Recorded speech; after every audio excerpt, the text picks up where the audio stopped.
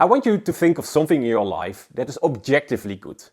Maybe it's a decent job, a good looking body, a good looking apartment, or the perfect looking relationship. You got it? Now if you take this subject in your mind and just imagine others looking at you from the outside. It probably looks like you are living the dream. But here's now the uncomfortable truth.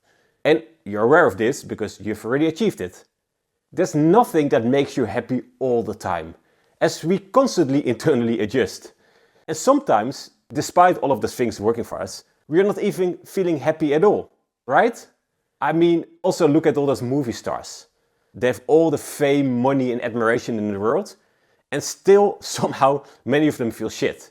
How else to explain all that drug usage? And this can mess with our heads even more, because you should be grateful, you should be happy, and still somehow you're not. Most people judge success by two things. And let me draw it. It's by external success, which you either have or not have. And it's by internal fulfillment, which you either have or not have. If you have neither of both, you'll experience a permanent Monday. Nothing really works your way. Let me map it in. Sound familiar? While on the other side, if everything works for you, so you have internal fulfillment and external success, you're God's favorite intern. Everything you do touches in gold. Then if you have low external success but high internal fulfillment, you are basically a modern monk, not sure how you do it, but somehow you're happy. And then the most common and most paid for category is when you have high external success but low internal fulfillment. This I also call the golden cage. From the outside, everything in your life looks great, so you keep on smiling and pretending everything is fine, while deep down you feel unhappy. And the real problem here is not only that you're unhappy, it's that you don't allow yourself to accept it, which makes it even more impossible to change. One personal example of this, where I experienced the gap between looking happy and feeling happy, was when I once made a solo trip to Thailand. Not sure if you ever traveled alone? If you just looked at the setup of my trip, I should have been the happiest guy alive. I mean, I was just graduated, I had the budget to travel, I was on a tropical paradise and basically had all the time in the world. But in reality, I was not. I mean, most of the time I just felt a bit lonely. I struggled with so many questions about my future, and also with girls, it was not such a success.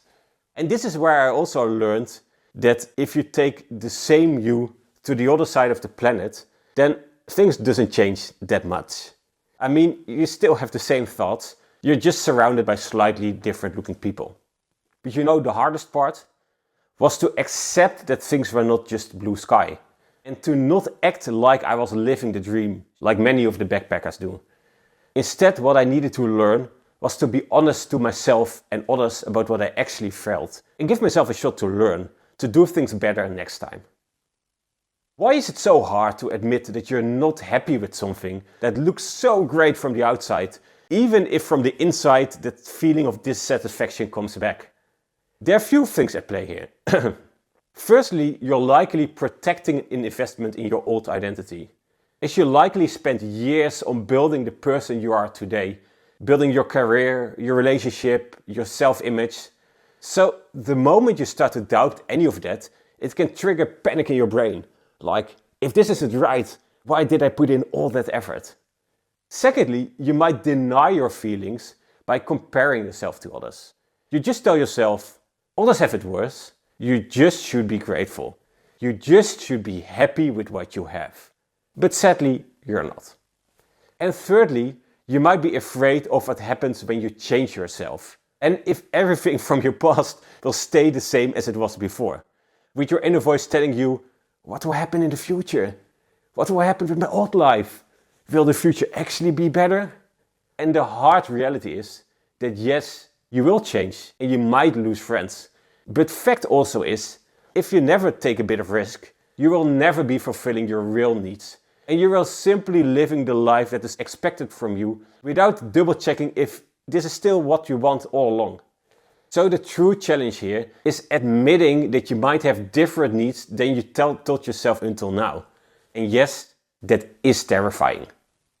When you're stuck in the golden cage, or differently said, when your life looks great from the outside, but you feel shit from the inside, but you still have a drive to change this, there are two questions that you might want to consider.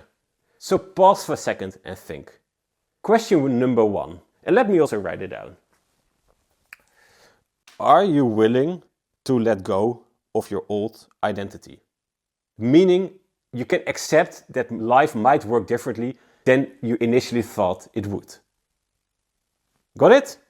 Then we now move to question number 2. Are you willing to let go of what others might think of you? Even if they say things like, whoa, that's weird, or even if that means that you will be losing friends. Because here's the hard truth. If you can do neither, and let me map this in, you're simply stuck in the life you have now. Then secondly, if the key thing is that you can't let go of other people's perception, then you're the ultimate people pleaser. You're always navigating by what other people think, never considering your own needs. And then thirdly, if the key thing is that you can't let go of your old identity, then just life is passing by you.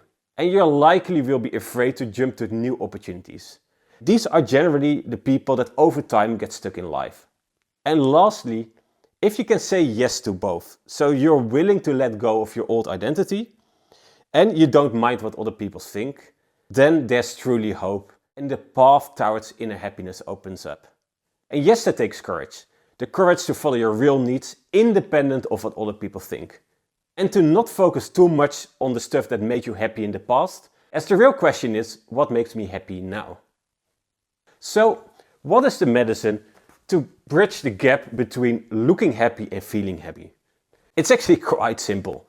Listen to your inner self and also accept that sometimes that feels a bit shit and just let it happen.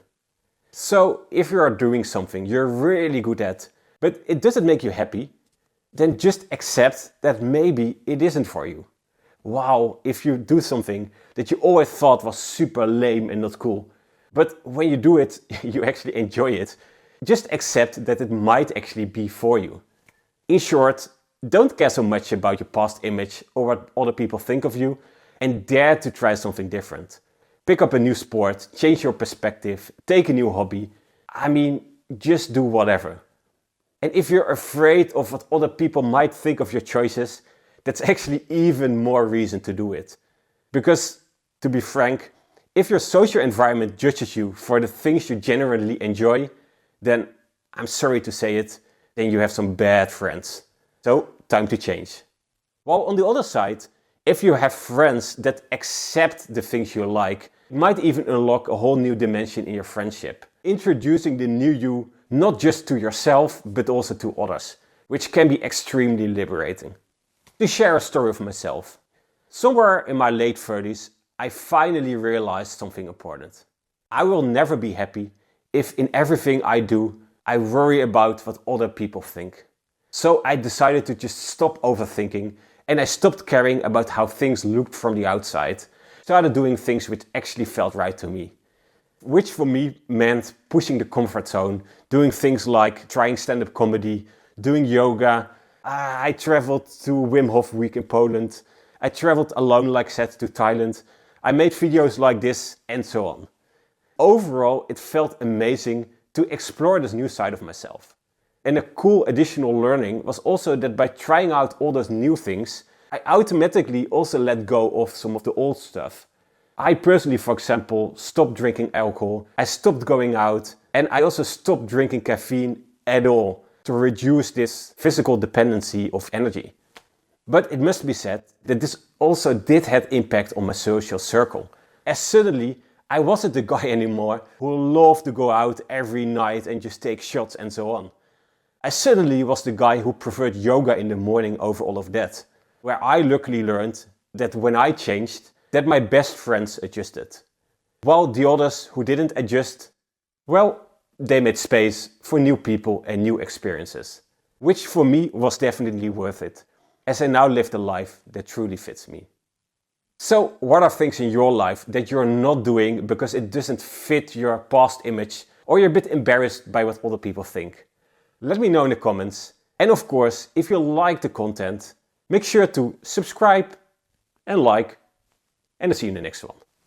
Much love, Tom.